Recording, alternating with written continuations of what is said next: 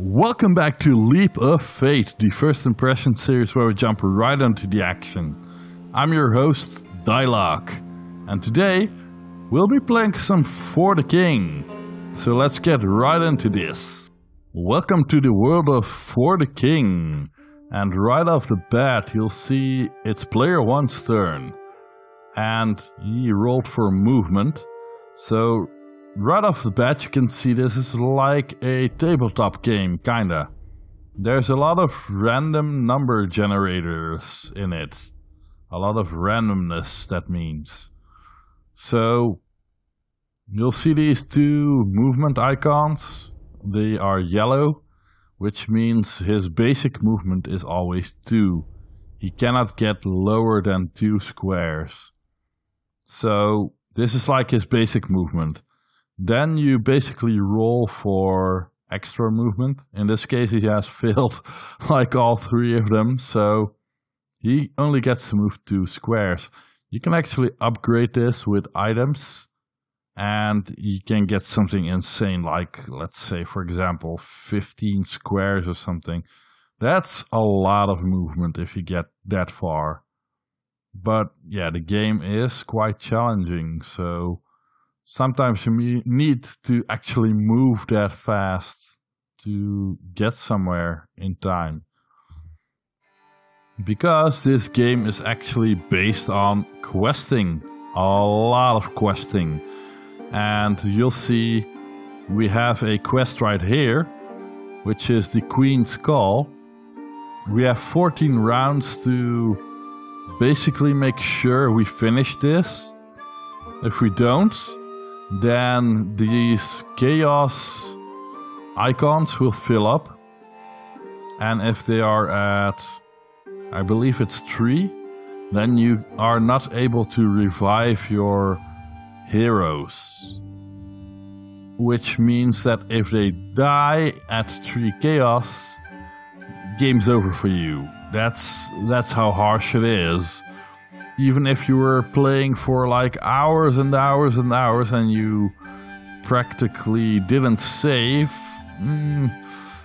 then yeah, it's just like that, it's over. It's kinda roguelike-ish if you ask me.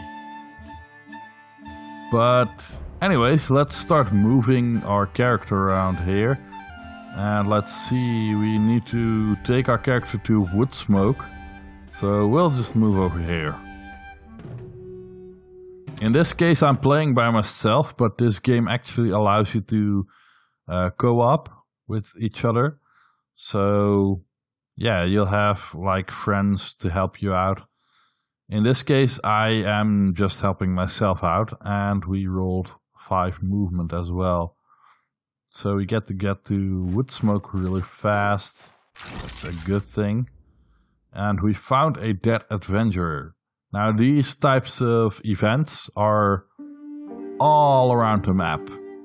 And there's a lot of them. There's a lot of different ones as well. And not every event is the same, by the way, because this could be a dead adventurer. But let's say if I were to loot this, then it might turn out to be a skeleton that becomes alive and tries to kill me. Or he can just have some loot. There's a lot of different options. In this case we found a ward shield, which is an uncommon shield. And has 2 resistance as well as an enemy taunt. I will collect that. I will have to give that to my blacksmith, as not every class can use a shield. Always good to see new faces join the quest. I am Hildebrand, the Queen's agent overseeing things in the Guardian Forest. Things are bad here. Really bad. I'll believe you, because I have been playing this a little off screen and it is pretty bad indeed. All signs point to some evil folk hatching a plot underground. Deepest caves in the region are accessed through the glittering mines. And we're gonna go into the dark cave right now. Let's enter with the party. And then we get player 3 turn, you are deep underground, explore further. Now this is where the game shines, because currently we're in a dungeon and you get a set of floors, kinda, and every floor has a certain amount of rooms that you need to clear. Now, there's not always enemies in these rooms, there's sometimes treasure. Sometimes the treasure might be a mimic, which in that case also turns into an enemy and might even kill one of your players if you try to grab any of its treasure. But there's a lot of things that can happen here, so we're just gonna snipe shot one of these. Preferably one with low health. And that did almost nothing.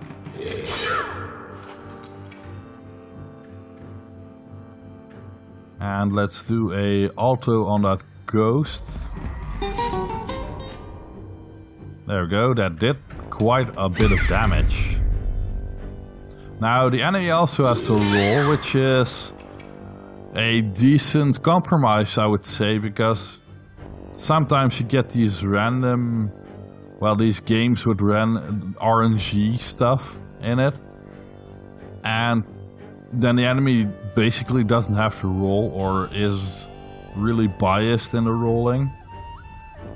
That's not the case for this game. Almost got a perfect there. At least we did some decent damage on the ghost. Let's finish that ghost off before it gets to attack. And let's smash him. Did a lot more damage than if we didn't get the encourage there. I feel that the encourage really helps. You also have that mage character, but basically what the mage character does is refill his own focus. Which is okay, I guess, but I think the minstrel is way better because of the encourage there. And we got a thief, or rather a cut purse, a bat, and a bone fighter. So let's get rid of that cut purse because he will try to steal all of your gold.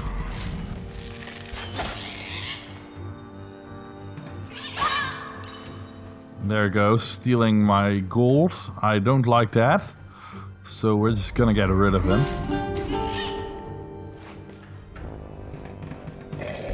You do get your gold back.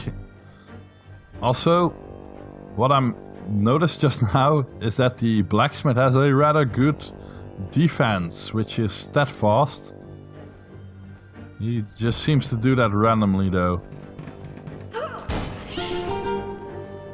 But you do get your gold back from the cut purse if you kill it.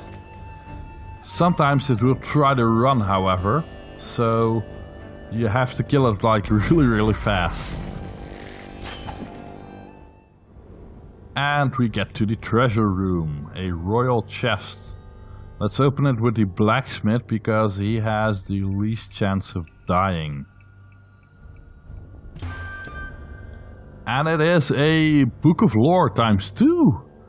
That never really happened before to me. Books of Lore basically unlock more events, more everything basically. There's weapons you can unlock, there's classes you can unlock. There's a lot of stuff you can unlock. I would like to give some final thoughts on the game. Let's start off with gameplay. Gameplay is pretty straightforward. You try to complete all of these objectives on the main quest, and then you'll get a new main quest after that.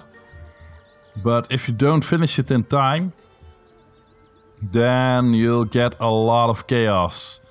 Getting at least 3 chaos is really bad because that means you won't be able to revive your heroes. And he'll be permanently lost if he dies. So there's something you really need to keep in mind. As well as if you get more chaos and more powerful enemies will spawn, a lot of bad things will happen.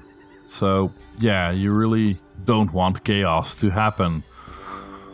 It is really hard to get rid of because it requires certain events as well as certain missions, or sometimes even the main mission will remove it. But it's not really that common to remove chaos. It's a rather hard thing to do. And that's what makes the game a little harsh sometimes, because sometimes you won't be able to get like over there because the enemies are blocking it. And the enemies that are blocking it are actually way too powerful for you at the moment. So you have to power up. The way you do that is by fighting lower level enemies. But that means you'll be spending turns on that. So you'll lose turns to complete the objective. And that's what makes it a little harsh sometimes, because yeah, sometimes you're just like, hey, I need to level up for this, and I just can't get past those enemies. Not in time, so you're just gonna get chaos if you want it or not. So yeah, that's something that I don't like about the randomness of this game. Other than that, I think the combat is pretty cool. I do like my turn-based combat, so yeah. I am all in with that. I do like the ability of getting different weapons that actually give different skills as well. Although that means you cannot rely on always having those awesome skills that were on the weapon before the one you got.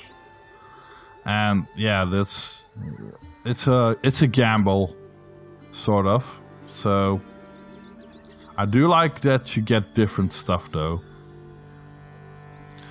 Let's move on to graphics. Graphics are pretty good. They have chosen their own style, which is a clayish type of look. I mean, just look at this. This seems like it's molded by hand or something. It looks pretty awesome. So yeah, I think this style really fits the game as well. Especially if you go into those dungeons and such. That's all I really had to say about the game. And it's definitely, if you like dungeon running, if you like linear questing, then it's definitely a recommendation. If you would prefer to explore the world like I do, then it's still worth taking a look at, but just don't expect that you'll be exploring yourself, because you just don't have the time for that because of the main quest and such. So yeah, I hope you guys liked this video. If you did, then please leave me a like or a comment down below. If you haven't already, then please share this with anyone you know, because you know sharing is much appreciated. If you haven't already, then please hit that subscribe button with all your might. And if you would like all of my new episodes into your mailbox, then please hit that bell button right next to the subscribe button, and they'll arrive as soon as they go up. I'll see you guys in the next Leap of Faith. Bye!